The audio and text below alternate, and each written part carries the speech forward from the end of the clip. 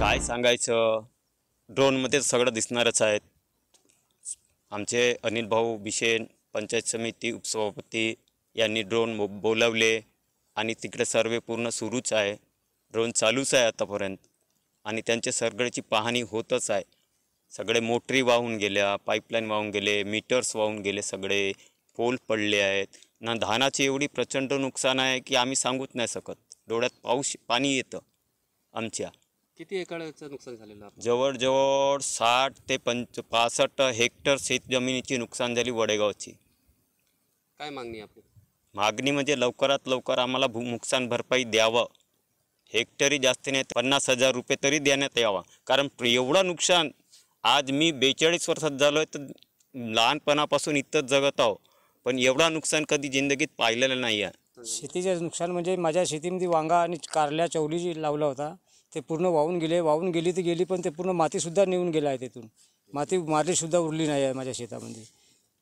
जवळजवळ माझ्या शेताची 2.5 ते 3 लाखाची नुकसान झाली आहे।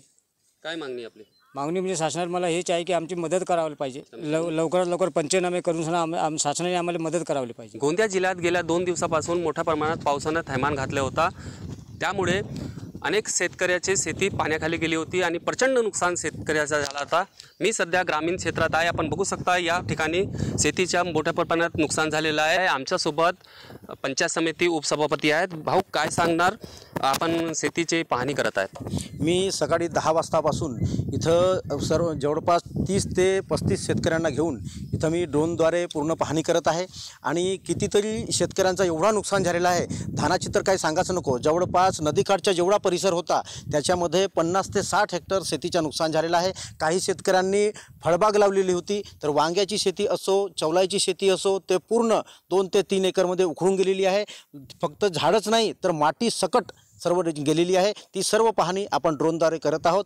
ड्रोनद्वारे पाहणी करून आणि तलाठ्यांचे पंचनामे सर्व शेतकऱ्यांचे आपण करत आहोत आणि काही शेतकऱ्यांचे पंचनामे जे उरलेले आहेत ते पण आपण लवकरात लवकर करणार आहोत। एवढंच नाही की इलेक्ट्रिक डिपार्टमेंटला, MSCB डिपार्टमेंटला पण आपण सांगितलेलं आहे की हे तुमची जेवढी काही हे पोल पडलेले आहेत हे लवकरात लवकर तुम्ही दुरुस्त करा आणि शेतकऱ्यांना जर पाणी बंद झाला तर त्यांना लवकरात लवकर लाईटची सुविधा कशी काय करता येईल हे आपण प्रयत्नात आहोत। आणि हे जसे पंचनामा तयार झाले आणि हा पूर्ण डाटा घेऊन मी पूर्ण पंचायत समितीच्या माध्यमातून सर्व तहसीलला देणार आहोत आणि कलेक्टरकडे आपण देणार आहोत आणि लवकरात लवकर यांना मदत कशी करता येईल याच्यावर प्रयत्न सुरू आहेत माझे आणि लवकरात लवकर सर्वांना नुकसान भरपाई देण्यात येईल आहे। जवळपास किती हेक्टरचं नुकसान झाले आहे? जवळपास 50 ते 60 हेक्टरचं नुकसान झालेलं आहे आणि त्याच्यामध्ये 35 ते 40 शेतकरी याच्यामध्ये आहेत।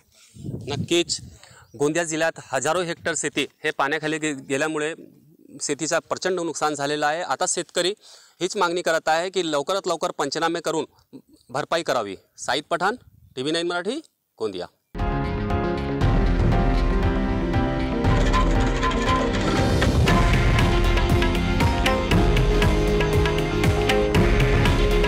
हे आहे देशातील नंबर 1 न्यूज नेटवर्क आणि आपण पाहत आहात TV9 मराठी। काळजी तुमची, हित महाराष्ट्राचं।